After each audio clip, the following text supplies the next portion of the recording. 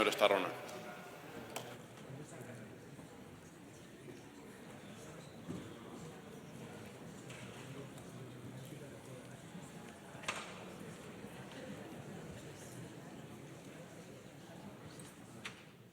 Gracias, señor presidente. Es verdad que el Partido Popular, a través de esta moción, se ha quedado en una fotocopia de algunos de los postulados de la ultraderecha, pero también hay que reconocerle a la senadora Guerra, a la senadora del Partido Popular, que haya mostrado públicamente su contrariedad a la aplicación de la ley Mordaza, esa ley que atenta contra el derecho fundamental de manifestarse, de movilizarse y el derecho a la protesta, que es lo que ha hecho que se pongan multas a muchos agricultores que ahora protestan por la situación que padecen. Por lo tanto, agradecerle su posición contraria a la aplicación de la ley Mordaza. Eta protestaz ari garelarik, Euskal Herria zatitzen duten muga 24 orduz blokeatuz egin dute protesta aste honetan bertan gure laborariek.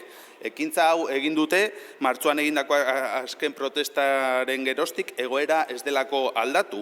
Europako batzordeak eta estatuetako gobernu ezberdinek aurrerapauso gutxi eman dituzte haien eskaeren aurrean. Etorkizun duin baten alde ari dira borrokan eta eskaeraren zerrenda handia baldin bada ere, luzea baldin bada ere, azpimarratzekoak dira burokrazia sinplifikatzeko eskaera, importatutako produktuen gaineko kontrol handiagoa izatea bertako produkzioa babesteko eta lehenesteko neurriak hartuz, eta sektoreak erabiltzen dituen zerga murriztea edota merkataritza libreko akordioak berrikustea.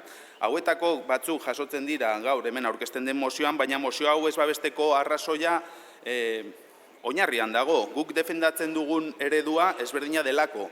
Tokian tokiko estrategia jasangarria bultzatzeko konpromisoa dugu, elikagaien ekoizpena eta eraldaketa diversifikatzeko eta hurbileko kontsumoa sustatzeko.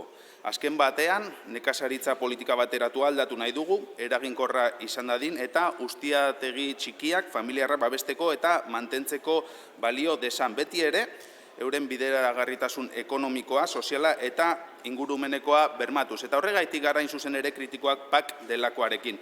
Ez dituelako hasieran zeuzkan helburuak bete.